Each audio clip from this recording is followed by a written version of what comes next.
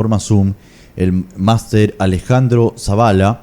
Él es consultor político y vamos a hablar precisamente de cuáles son las proyecciones electorales, analizar acerca de los binomios, la relación ejecutivo y legislativo y la Asamblea Nacional, entre otros temas de la coyuntura política de nuestro país. Estamos en procesos electorales, ya está el ambiente electoral, muchos candidatos están acudiendo a los medios de comunicación, redes sociales, hablando de la situación de nuestro país, y es bueno que la ciudadanía a través de estos espacios tenga la oportunidad de analizar y sacar conclusiones y no dejarse sorprender con regalos o dádivas en general, propuestas que no se pueden cumplir, etcétera, ¿no? Para eso vamos a analizar a esta hora con el consultor político, el máster Alejandro Zavala. ¿Cómo está, máster? Bienvenido. Buenos días, Jesús Bernabé le saluda. Buenos días, estimado Jesús. Un gusto saludarle a usted y un gusto saludar a toda su audiencia. Bueno, yo decía en la introducción, precisamente, máster, estamos viviendo ya un proceso electoral. Todos son expertos en solucionar los problemas del país. Todos nos llaman, vienen a la radio, utilizan las redes sociales, todos hablan de tener la solución de la crisis eléctrica, la crisis de seguridad, la crisis económica, la crisis del desempleo, pero a la hora de la hora, cuando están en el poder, vemos que salen excusas, problemas, inconvenientes que no resuelven nada. Los ecuatorianos se preguntan entonces, ¿cómo saber elegir? ¿A quién le creemos? ¿Qué propuestas escuchamos, máster? Lo que pasa es que normalmente lo que sucede, digamos, en un proceso electoral es que casi siempre los candidatos se quedan en la parte del diagnóstico. Entonces, para diagnosticar, yo creo que este es un país sobrediagnosticado. Todos, absolutamente todos, desde el más humilde trabajador hasta el político más encumbrado, sabemos perfectamente cuáles son los problemas de nuestro país porque los vivimos a diario, pues hay que salir a la calle nada más para darse cuenta. Ahora, el problema es que normalmente los políticos no nos cuentan los cómo, no nos dicen cuál es el modelo de país al que nos quieren llevar, y eso es muy complicado, no nos cuentan la historia. ¿Qué me vas a ofrecer en seguridad? ¿Qué me vas a ofrecer en reactivación económica, en generación de empleo, en seguridad social, en salud, en educación? Pero cuéntame los cómo, o sea, lo voy a hacer así, voy a llegar y voy a hacer esto, voy a destinar tanto presupuesto con estas cosas, y sobre todo hay que tener también un conocimiento del servicio público porque normalmente este país también es sobreregulado, tenemos una cantidad infinita de leyes y trámites que burocratizan, que hacen lento toda la contratación pública, y normalmente lo que pasa es que cuando los políticos bien intencionados llegan al poder, se topan con una estructura burocrática tremenda, una sobreregulación, y eso definitivamente no les permite ir a la velocidad que se requiere. Por eso es importante que todos los candidatos tengan en sus equipos expertos en contratación pública para que puedan a hacer los contratos y ejecutar los presupuestos. Fíjese lo que pasó, por ejemplo, en el gobierno pasado. Llegó la ministra Palencia, la nueva ministra, y contó que el ex ministro Zapata, del ministro de la Seguridad, encargado de la seguridad, había ejecutado el 14% del presupuesto en el mes de noviembre.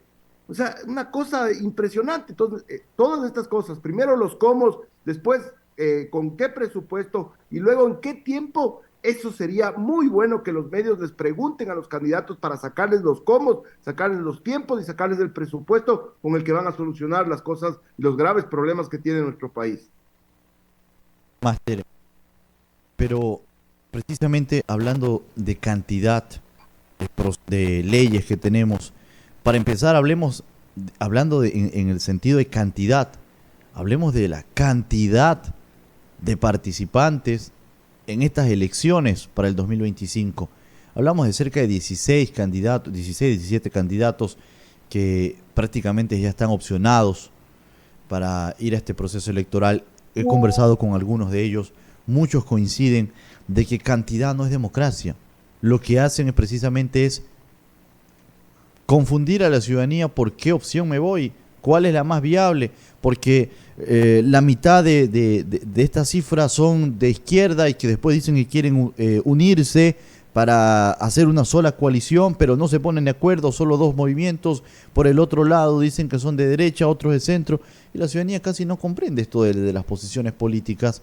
de las ideologías políticas, pero finalmente hablamos de muchísimos candidatos. ¿No cree que debemos empezar desde ahí, de hacer una regulación, de que no haya tantas personas participando en un proceso electoral, Máster? Permítame, Jesús, decirlo con todas las líneas, es un absolutamente vergonzoso que en un país de la población que como es el nuestro tengamos esa cantidad de binomios. Fíjese que estamos viendo a la par una campaña política en los Estados Unidos, un país que tiene 333 millones de habitantes y tiene apenas 2 candidatos que van a la final. Me podrán decir que la forma de elegir es distinta, que hay primarias, que hay otro tipo de formas, pero dése cuenta, en un país de 333 millones de habitantes, hay 2 candidatos y acá que somos 17 millones tenemos 16 binomios, una vergüenza. Y eso tiene 4 razones fáciles de explicar. La primera es el 115 de la Constitución de Montecristi, que dice que el Estado y nadie más que el Estado, porque prohíbe a todos los privados, va a financiar las franjas electorales para que los políticos puedan hacer campaña electoral. Entonces es evidente, pues si es que usted tiene financiado por los contribuyentes, por usted, por mí, la campaña, entonces cualquier aventurero puede lanzarse al ruedo, pues o sea, no tienen nada para perder y mucho para ganar, porque además ahí hay cosas oscuras siempre en el tema de las franjas. Luego está el Código de la Democracia, que el Código de la Democracia es tan laxo en permitir la participación de tantas organizaciones políticas que hoy por hoy el Ecuador tiene 300 organizaciones políticas. Solo en esta campaña están inscritas más de 80. Imagínense las sábanas de asambleístas y de candidatos seccionales que va a haber, una vergüenza. Luego está el órgano electoral, que también tenemos un CNE que es oscuro, que todo el mundo sabe que se reparten las delegaciones, que no es garantía. Y finalmente, también los partidos políticos tienen su cuota de responsabilidad. ¿Por qué? Porque si bien los partidos políticos tradicionales, hablemos de PCC, la izquierda democrática, están heridos de muerte, ya no son lo que eran antes, los nuevos partidos políticos es un papelón. Tenemos partidos que son vehículos electorales y muchas veces partidos de alquiler, que cambian de dueño cada año o cada 2 años. ¿Cómo puede ser posible que se compren y vendan puestos, se compren y vendan partidos? Eso mientras no logremos nosotros arreglar ese tema con estos 4 elementos que le digo, vamos a seguir teniendo un sistema electoral fallido y lastimosamente no les veo a los políticos con la intención de cambiarlo, Claro que no les no. veo la más mínima gana de cambiar este tema y así nos está yendo. Claro que no. Muchos de ellos no les conviene, definitivamente no van a decir vamos a apoyar esta moción. Pero ¿cuáles son las consecuencias para el país?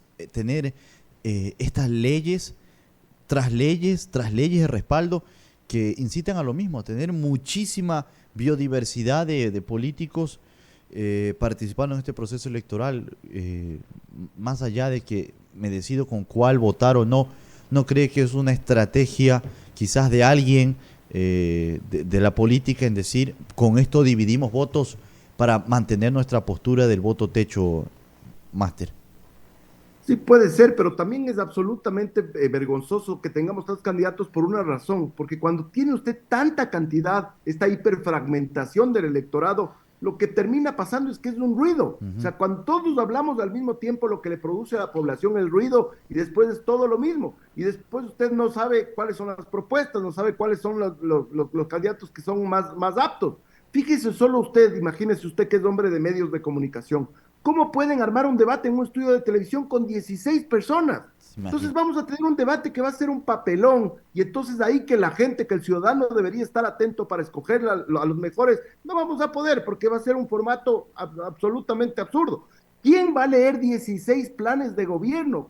Si los ciudadanos no tienen que llegar a fin de mes, tienen cosas más importantes y de encima les ponen a leer 16 planes de gobierno. Entonces, toda esta hiperfragmentación, y sí, también puede ser una estrategia, aunque digamos la verdad, esta elección en este momento, a 5 meses de la elección, concentra casi el 80% del electorado en 3 candidatos. Entonces, la verdad, está muy polarizada la elección. Pero todo esto otro, esto que les he estado explicando del ruido comunicacional que pasa en una campaña con tanta gente, es lo que desciende el nivel de la democracia. Deberíamos tener 4 o 5 muy buenos que representen a todo el arco ideológico y que con eso los ciudadanos podamos elegir cuál es el mejor y cuáles de las propuestas que mejor me conviene para el futuro de mis hijos, que es lo más importante que votamos este próximo 5 de febrero.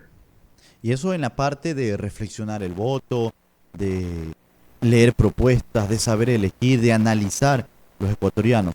por esa parte. Pero por la otra, de esos 16 candidatos, todos van a manejar un presupuesto del Estado para realizar esta campaña electoral. En un país donde nos quejamos que no hay dinero, que no hay empleo, que la crisis económica nos afecta a todos, pero sí hay para 16 candidatos. Es decir, estas cosas de leyes que hablábamos anteriormente deben reformarse y ser coherente a los hechos.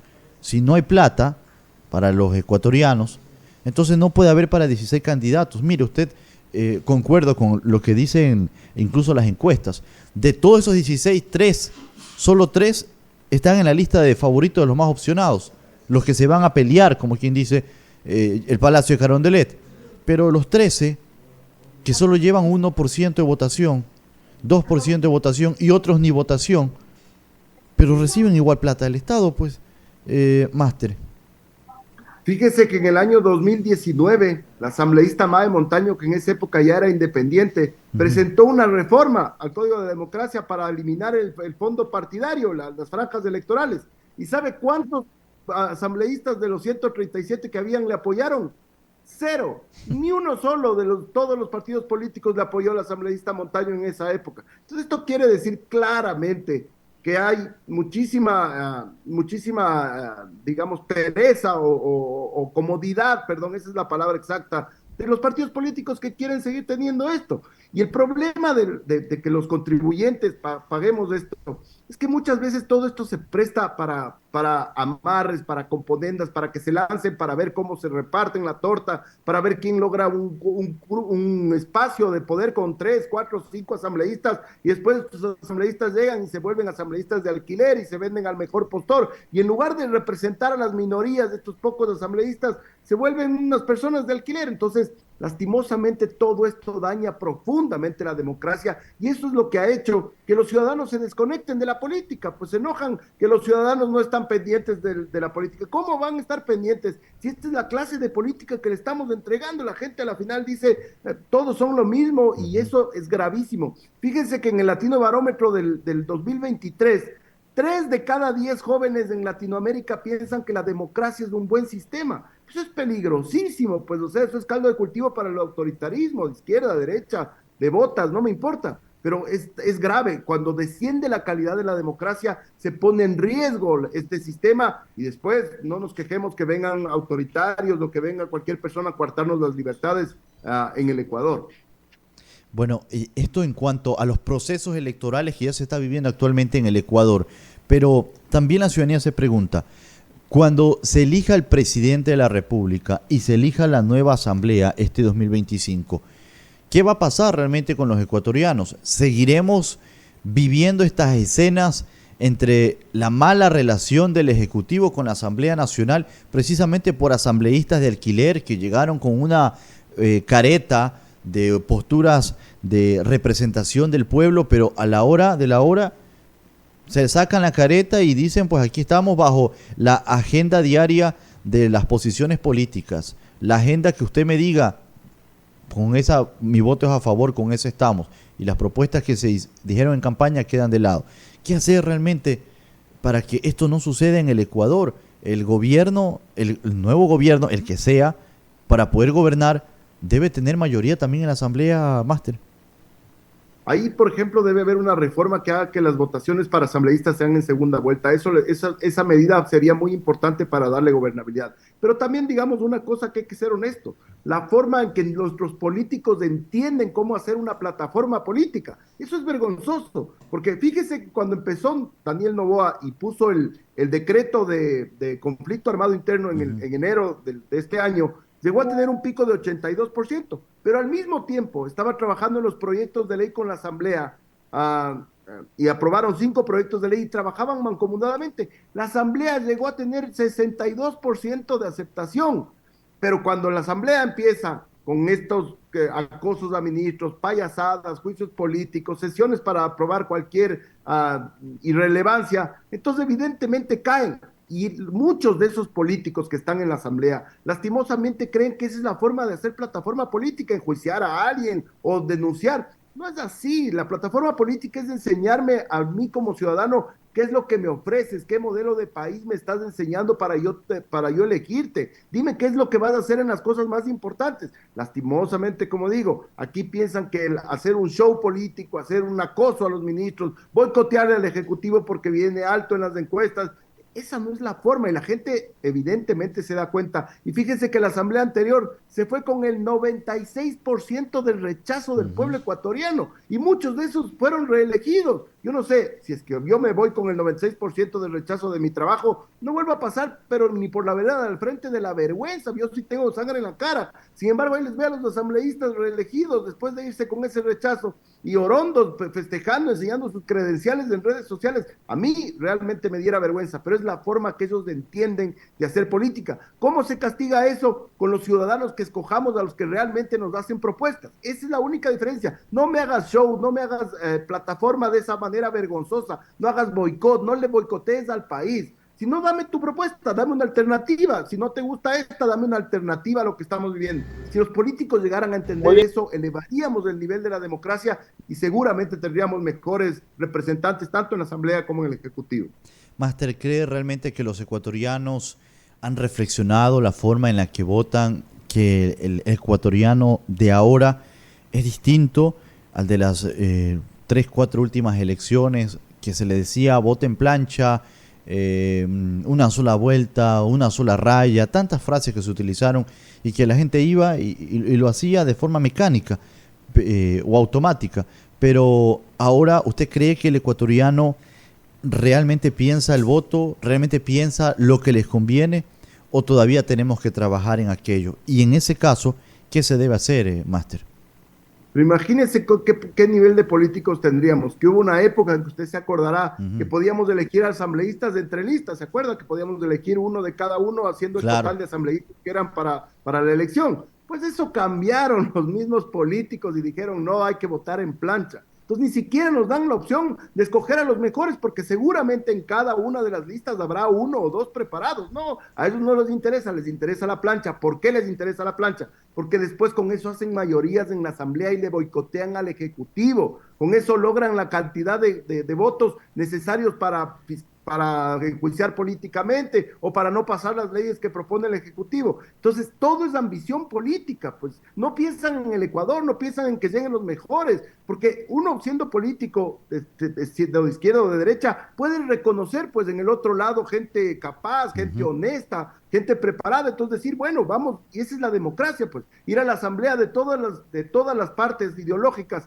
y ahí parlamentar y llegar a acuerdos para que el país salga adelante. Pero acá ponen gente, pues normalmente el primero de la lista y después ponen gente que no está ni preparada y después pasan esos papelones terribles que hemos visto en la asamblea, que hay gente que no sabe ni leer, que no pueden hablar 5 minutos, ni 10 minutos que es la intervención, pueden hablar, tienen que leer y leen mal. Entonces, también es una responsabilidad muy fuerte de los políticos que no ponen a la mejor gente preparada y también de nosotros los ciudadanos que tenemos que exigir que hagan las reformas. Yo quisiera volver a esta votación entre listas para escoger los mejores. ¿Por qué tengo que atarme a un solo partido político? ¿Por qué tengo que atarme a una sola lista si puedo reconocer gente preparada en todos los lados del espectro ideológico? Claro, una situación bastante complicada en torno a eso, porque efectivamente usted lo ha dicho, ahora estamos de alguna forma obligados a tomar solo una tendencia electoral, una lista a la hora de sufragar. Bastante complicado, digo, porque siempre hablando de estas reformas del Consejo Nacional Electoral que se hacen, muy poco se socializa con la ciudadanía, muy poco se habla de aquello, de estas reformas, y pocos políticos obviamente se interesan. Por lo pronto, ¿qué alternativa le quedan a los ecuatorianos con las leyes que ya están impuestas? Algunas con trampa, pero ¿qué podemos hacer para que esto realmente no suceda y tengamos políticos probos en los diferentes puestos públicos? Bueno, yo le voy a decir una cosa y un dato que la ciudadanía tiene que saber y que tiene que recordar. Cuando el presidente Noboa llegó al poder, digamos, en noviembre del año pasado, recibió un país, le voy a dar 3 datos. El hueco fiscal era de aproximadamente 6.000 millones de dólares. Súmele a eso que tenía 4.000 millones de dólares en obligaciones, o sea, en cuentas por pagar. Súmele a eso que tenía un riesgo país de 2.000 puntos, lo que significaba que no teníamos acceso al crédito de nada. Y súmele a eso una deuda externa de 62.000 millones de dólares. Entonces, evidentemente lo que tenía que hacer el presidente, y me parece que en eso sí ha sido exitoso, es estabilizar las finanzas, porque si no, no hay dinero, pues, o Claro. sea, si no, ¿con qué se hacen las obras? Entonces, efectivamente, estas 5 leyes permitieron, sí, con sacrificio, con algunos impuestos, con algunas cosas que la gente que más tenía tuvo que aportar, pero necesitamos estabilizar las finanzas y sobre todo abrir el crédito, pues porque no teníamos de dónde sacar. Entonces ya se hizo el acuerdo con el Fondo Monetario Internacional que van a significar 5.000 millones y no solo el fondo, pues se abren otros multilaterales, porque la gente tiene que saber que, por ejemplo, el MIES, que se encarga de entregar los bonos Ujú. en todo el Ecuador, tiene un presupuesto anual de 1.300 millones de dólares. Entonces la gente tiene que saber que la plata tiene que salir de algún lado para darles a los más pobres, pues la gente que recibe el bono sale de algún lado y entonces si no generamos una condición económica estable, pues va a ser muy complicado. Y otra cosa que con esto cierro brevemente, nosotros no tenemos un problema de izquierda o de derecha, porque muchas veces dicen, es que el gobierno neoliberal o el Ujú. gobierno de derecha. Fíjese que en México, que se está yendo Andrés Manuel López Obrador y que Andrés Manuel López Obrador es uno de los más insignes mandatarios del socialismo del siglo XXI, del grupo de Puebla, de todos estos, Chávez, Correa, Kirchner, etcétera. En un sexenio, o sea, en 6 años de poder, tiene la friolera de 180.000 muertos en México. Claro, no son tan relevantes porque ellos son muchísimo más la población, pero son 180.000 muertos. Y tienen el 35% de su territorio entregado al narcotráfico. Entonces, Ujú. yo quisiera que la gente entienda que no es un problema de derecha y de izquierda, sino que tenemos el narcotráfico adentro del país. Así Cuando es. tuvimos el conflicto armado con el Perú, el enemigo estaba fuera de nuestras fronteras, ahora tenemos el enemigo adentro, un Y en puestos enemigo públicos también. poderosísimo, con recursos ilimitados, que está cooptando a los jóvenes. Entonces, yo creo que el país debe entender que independientemente del gobierno que esté, tenemos un enemigo en común que se llama el narcotráfico. Y si no luchamos contra eso, pronto no vamos a tener país y nos va a pasar lo que le pasa a México, que tiene que entregar pedazos de territorio porque no pueden entrar porque ahí dominan las mafias. Y en nuestro caso con mayor remesión porque somos un territorio mucho más pequeño que México incluso y Así. mucho más inseguro en ese sentido, de estructuras del Estado. Y efectivamente, la gente cuestiona mucho porque quiere soluciones rápidas. Cree que estar en un puesto público y tan importante como el de Carondelet, se pueden tomar las decisiones a diestra y siniestra. Sin embargo, ahora el tiempo ha demostrado que depende mucho de las decisiones de la Asamblea Nacional, asambleístas, algunos vinculados precisamente con no progresar el país, sino responder a intereses oscuros y también que han causado que este Ecuador quede estancado en muchas decisiones importantes. ¿Usted cree, Máster, que el presidente de la República en este año, porque es un gobierno de transición, iba a resolver todos estos problemas? La gente debe comprender también, Máster, que no es fácil acabar con tantos años de libertad para poder hacer lo que más quiera el crimen organizado y el narcotráfico, que no se puede acabar de la noche a la mañana en tan solo unos 12, 13, 14 meses. Esto es una lucha constante que le va a costar años al Ecuador y quién sabe si 1, 2, 3, 4 gobiernos más, Máster.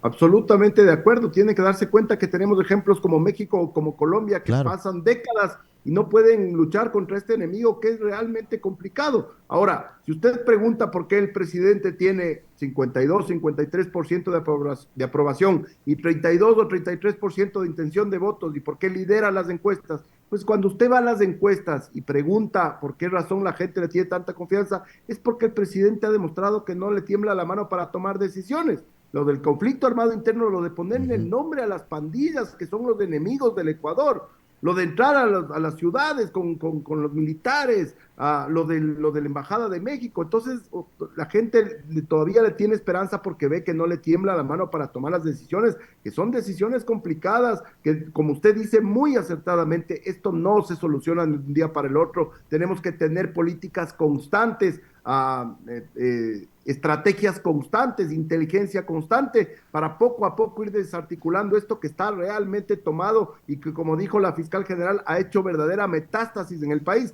Dese cuenta que nos dimos cuenta con estos casos, metástasis, plaga, purga, etcétera, que las más altas cortes de justicia del Ecuador, los más altos jueces de nuestro país, estaban entregados a los narcotraficantes, les pedían $500,000, les daban habeas corpus para que salgan. Y encima no solo eso, sino que algunos partidos políticos compartían los mismos abogados, los mismos jueces que les liberaban. Y algunos gobiernos seccionales en la frontera trabajaban directamente, no solo en la frontera, sino en el interior del país, trabajaban directamente con grupos de delincuencia organizada. Entonces, está tan permeado el narco dentro de nuestra sociedad que si es que no hacemos una purga interna, una limpieza, nunca vamos a poder cambiar esto, y eso se necesita una decisión política fuerte, pero no solo eso, sino que todos los ecuatorianos, sacándonos los egoísmos políticos, entendamos que tenemos que apoyar lo que se tiene que hacer bien, y la fuerza con la que tenemos que pelear ante este enemigo, que como dije, no le faltan recursos, tienen recursos ilimitados, la droga vale cientos de millones de dólares, y eso es todo lo que tienen, armas, logística, inteligencia, todo esto nos cuesta un montón a los ecuatorianos para poder luchar contra este enemigo, pero que ojalá todos los políticos se unieran, como fue en el caso de, por ejemplo, el conflicto con el Perú, todos los presidentes fueron a Carondelet a darle su apoyo a Sixto Durán Ballén, y nos fue bien. Ahora tendremos que hacer lo mismo, pues tenemos que enfilarnos todos, independientemente de quién gane, y luchar contra el narco, y no votar por la gente que protege a los narcotraficantes en el Ecuador. Y es algo que los ciudadanos deben tener muy bien en claro. Tomar una decisión equivocada, poner en el puesto nuevamente a personas equivocadas, nos traerá graves consecuencias a los ecuatorianos. Por eso hay que reflexionar muy bien el voto, analizar y ver en las noticias todos los casos que se han presentado, quiénes han estado en estos casos de corrupción, y de esta manera sacar una importante conclusión, no solo por nosotros, por nuestros hijos, por el futuro del país. Máster, quiero agradecerle a esta hora de la mañana, ya son las 8:31. En la parte final, su mensaje, Máster. Bueno, que los ciudadanos podamos elegir bien, que estudiemos, que veamos los medios de comunicación, que veamos las entrevistas, que sigamos los proyectos, los programas, que no votemos por alguien que el corazón nos diga, sino más bien con la razón, que utilicemos la inteligencia, veamos cuáles son las mejores propuestas y tomemos una decisión para sacarle este país adelante en febrero del 2025. Muchas gracias. Muchas gracias a usted. Estuvo con nosotros el máster Alejandro Zavala, él es consultor político. Con esta importante entrevista nos vamos a la pausa. Al regresar